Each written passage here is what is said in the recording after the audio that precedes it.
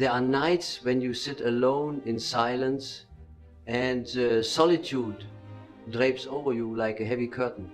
You think you are abandoned, forgotten by the world.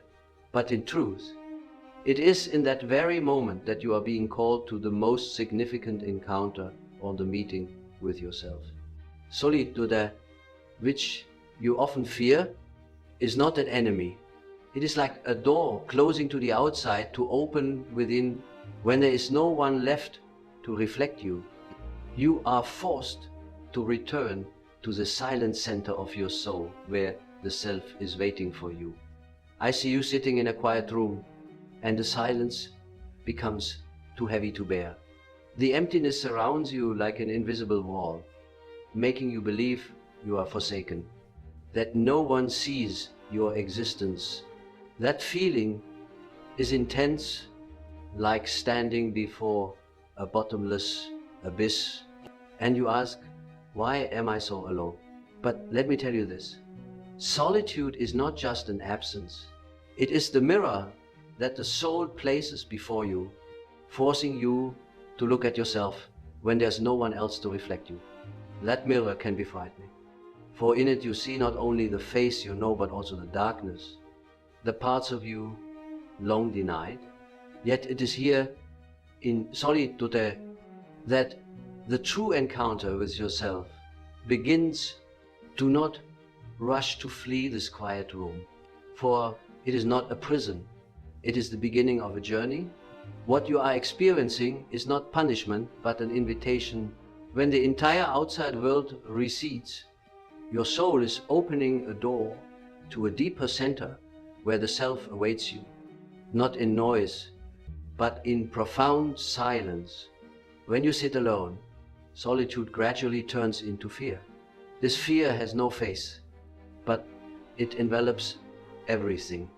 It makes you want to turn away, to seek a sound, a touch, some external presence, to reassure you, for in silence, you feel as if you are facing an invisible abyss, a boundless darkness unfolding, and your soul whispers, what will happen if I fall into that void? This fear is natural. Humans always seek community, was connection. No one wants to walk alone into uncharted territory. But remember, in this moment, as you stand before the darkness, it is not a sign of loss. It is a sign that a profound encounter is approaching. In mythology, the hero always walks alone through the forest, descends into the underworld, or faces the monster. No one can take their place. Hercules had to battle the Nemean lion alone. Orpheus had to descend to Hades alone. And even Christ endured solitude in the Garden of Gethsemane before fulfilling his mission. These images do not merely recount ancient events, they reflect an inner truth. Every person will face a moment when they must confront their own shadow alone.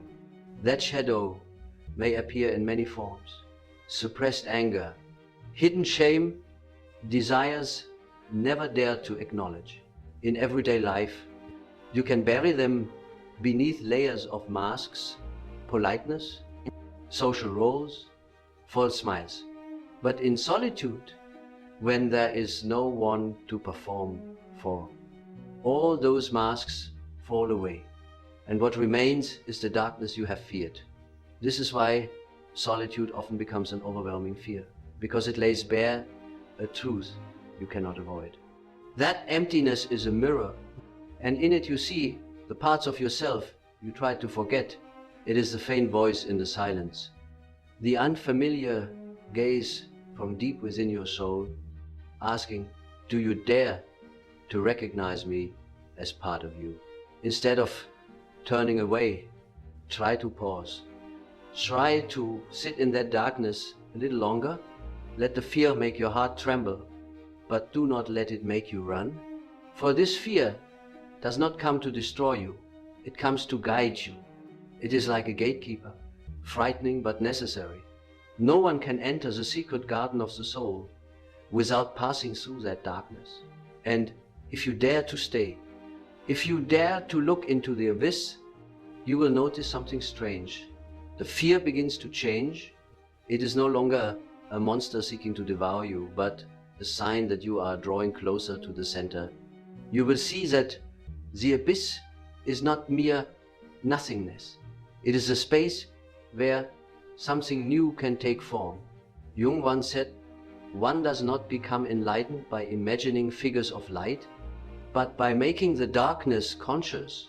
Light does not come from avoiding the darkness, but from stepping into it and seeing it for what it is. When you dare to face the fear in solitude, you are no longer a captive. You become a pilgrim, someone walking the path back to yourself. When you have sat with your fear and not fled, solitude begins to change its shape. It is no longer just an invisible darkness, but takes on the form of symbols, vivid images emerging from the depths of the unconscious. You may find yourself lost in a primal forest where sunlight barely penetrates, and each step echoes with the sound of yourself, or you stand before a heavy, dark wooden door, unsure of what lies beyond, or you see yourself walking a winding mountain path leading to a cloud-covered peak you have never reached. These symbols are not random products of imagination. They are the language of the soul, the way the collective unconscious speaks. Jung observed that in the dreams of patients from around the world, these images recur: the forest, the path, the mountain, the door, the dark room. Why? Because they are symbols of the individuation process.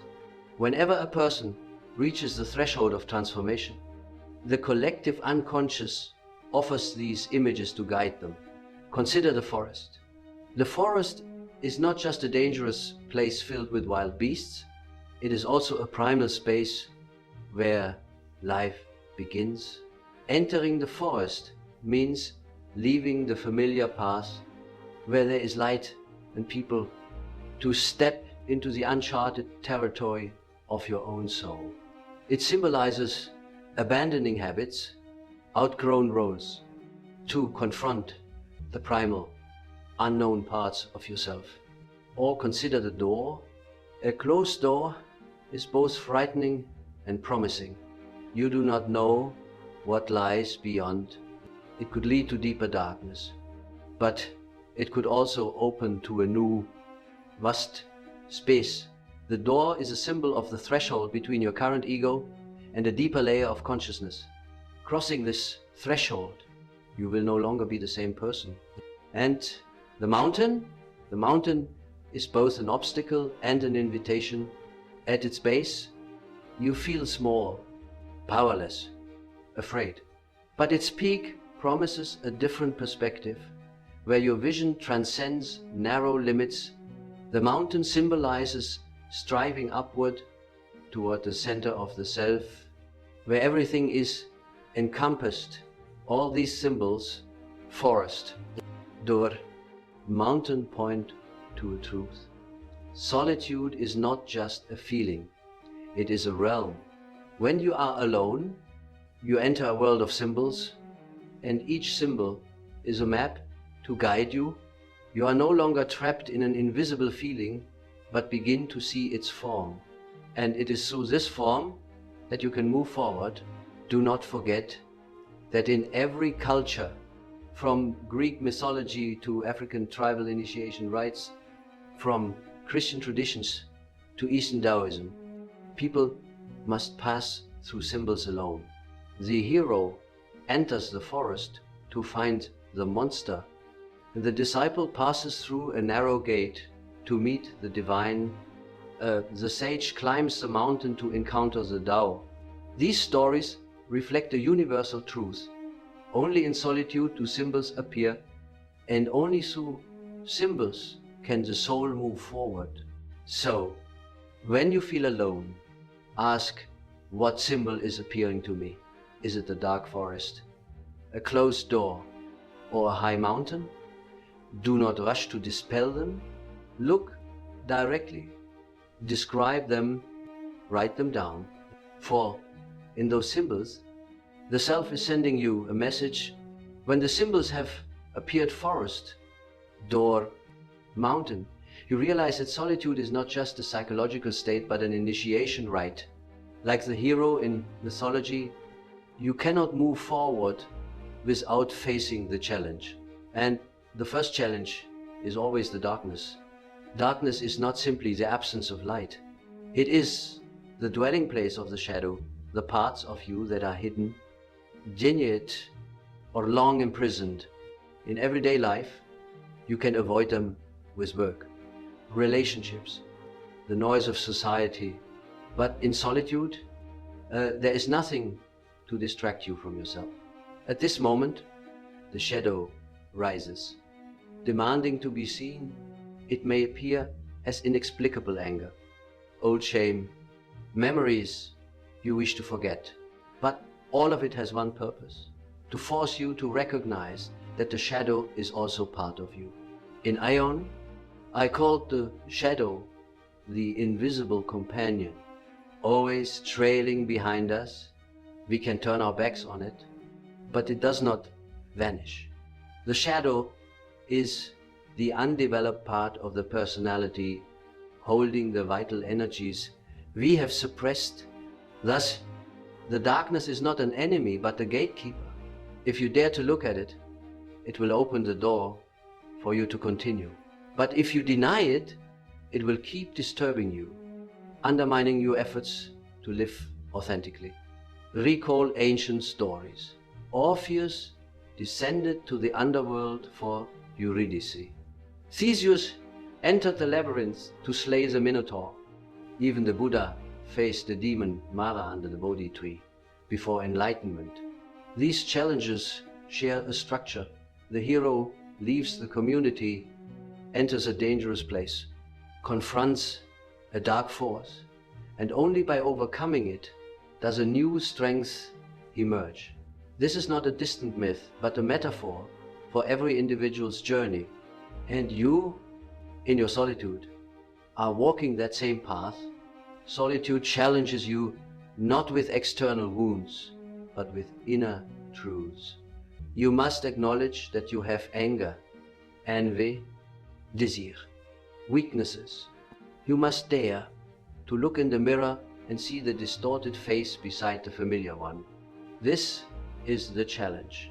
Not to flee from the parts you do not wish to see.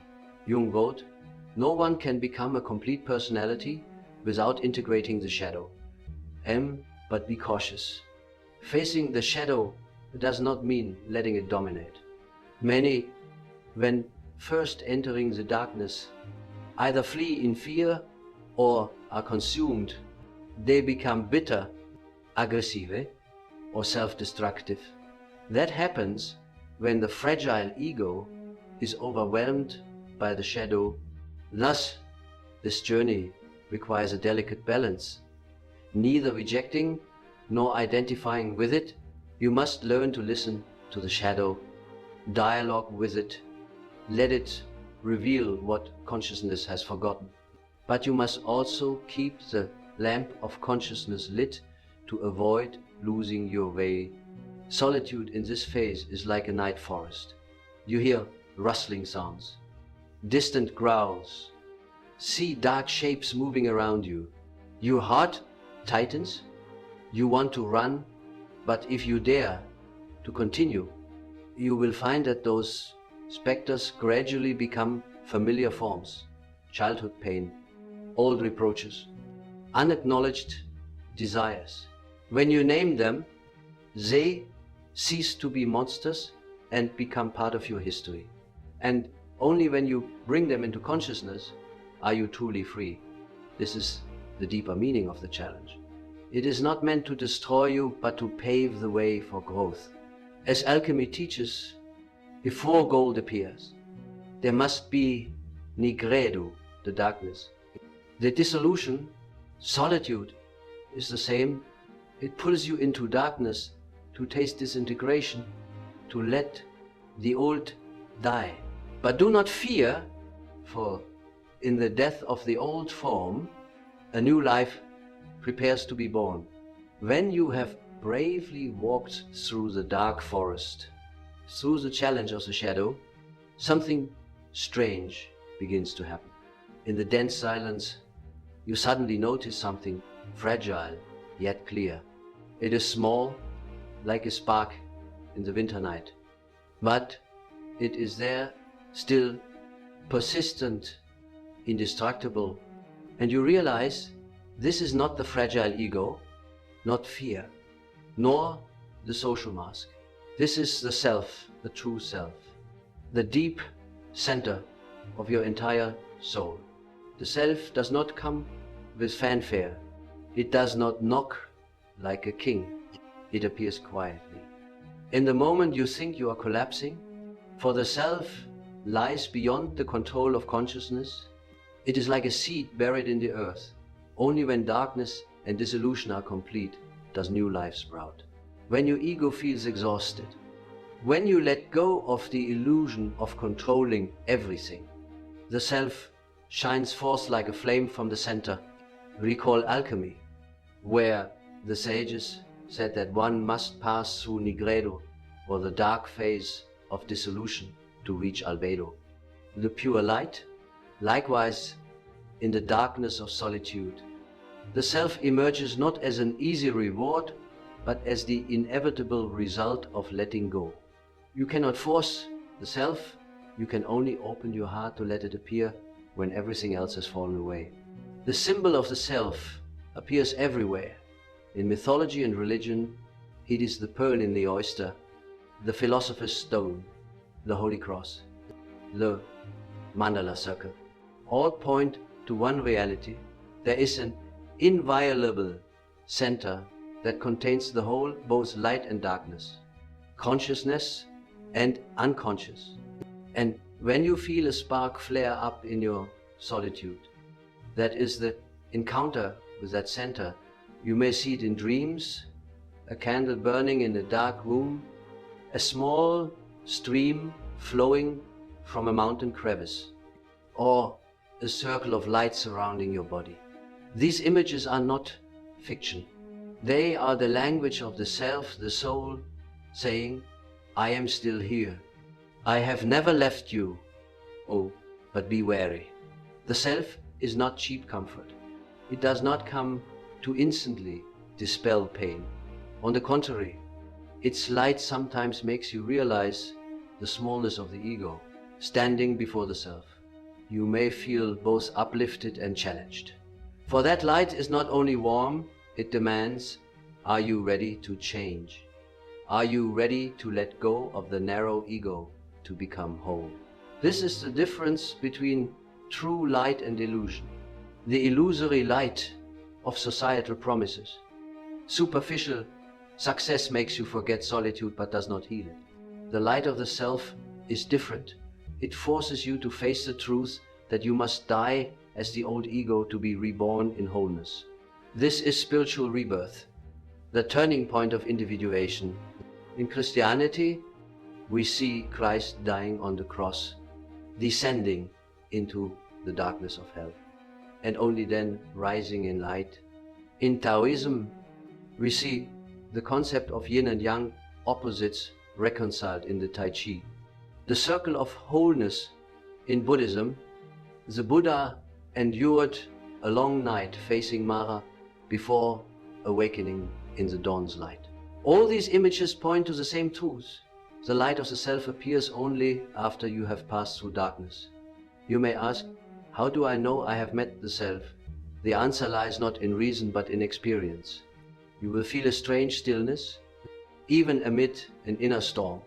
You will find a still point within yourself, untouched by petty conflicts. From that point, you look back at solitude and see it is no longer an enemy but a guide. This is the light from the center. It does not banish darkness, but gives you the courage to dwell in darkness without despair. It does not erase solitude, but transforms it into a sacred space where your soul meets itself. And from here, you begin to understand that this journey is not about eliminating darkness, but about integrating it into the light. Solitude, in its deepest sense, is no longer a sign of abandonment. It becomes a symbol of beginning, for only when alone can you hear the whisper of the center. Only when all noise falls silent can the self speak. And when you recognize that light, you have traveled half the path of individuation. When the light from the center has flared up in the darkness, a profound shift occurs. You begin to see solitude, not as an enemy, but as a silent teacher. What you once feared most, emptiness. The absence of others now becomes fertile ground where rebirth can occur. And you understand, to reach the center of the self, you do not have to fight or flee, but reconcile. Reconciliation begins with the shadow. In the darkness, you have seen anger, shame, déni désir. Before, you wanted to reject them, push them away as enemies. But now, under the gentle light of the self, you begin to see them differently. You see that these parts are not merely dark, they are exiled pieces of your soul. Yearning to return, anger can become strength to defend truth. Shame can become humility. Desire can become creative energy. The shadow, when integrated, no longer destroys you, but becomes a source of vital energy.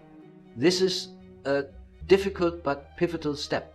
I once wrote, one does not become enlightened by imagining figures of light, but by making the darkness conscious. This act of reconciliation, daring to look at the darkness, to embrace it rather than exclude it, is the key to entering wholeness. And only by doing so do you understand that the self is not a radiant half, but a wholeness encompassing both light and dark. But reconciliation is not only with a personal shadow, it is also with solitude itself. At first, you saw solitude as chains, a sentence of abandonment by the world. Now, you see it as a sacred space, an inner sanctuary where all external noise is quieted so the soul can speak. Instead of fleeing, you stay. Instead of filling the void, you let it speak what it needs to say. And in this acceptance, you feel peace, not because solitude vanishes, but because you have changed how you see it. Mythology and religion everywhere speak of this moment. How? Reconciliation in stillness. In the Bible, Elijah meets God not in a storm, not in an earthquake, but in a still, small voice. In Taoism, yin and yang do not cancel each other, but spin, embracing each other in the Tai Chi circle.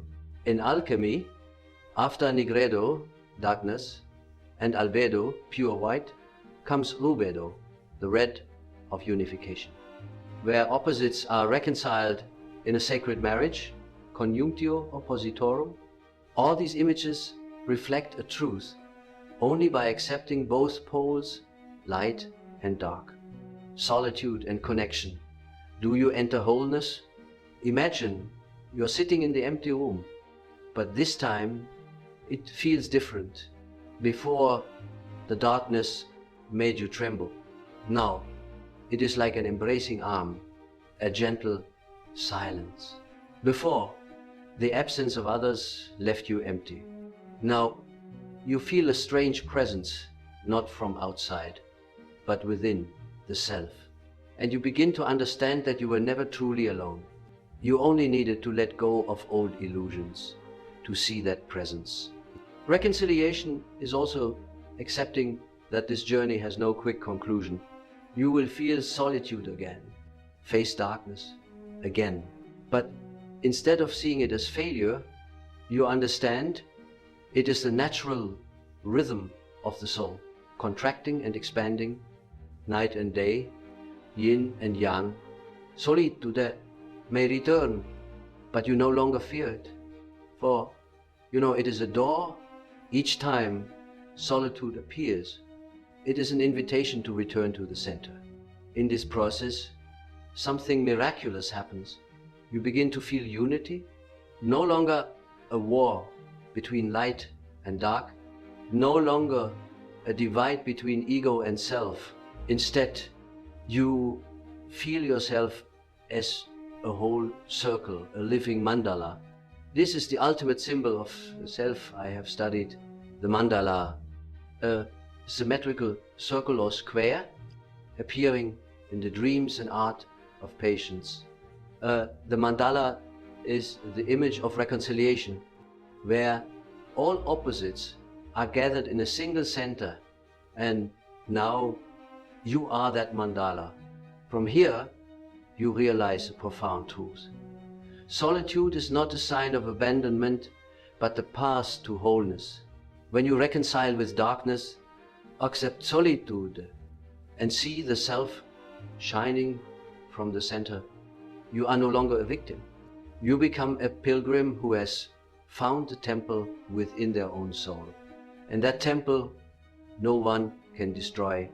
After you have entered the darkness, faced the shadow, recognized the light of the self, and reconciled with solitude, the journey reaches its highest point. Individuation, this is not the final destination, for this path continues throughout life, but the turning point where you realize you have changed at your core. You are no longer just a small ego torn apart by conflicts. You become a whole, both light and dark, finite and infinite, individual and connected to the collective unconscious. Individuation does not mean becoming perfect in a moral or social sense. It does not mean you will no longer make mistakes or have weaknesses. On the contrary, it is the acceptance that all those weaknesses and mistakes are part of the whole. Like the mandala circle, embracing every line. Individuation is the integration of all parts of yourself, even those you were once ashamed of or denied. And when you integrate, you become whole.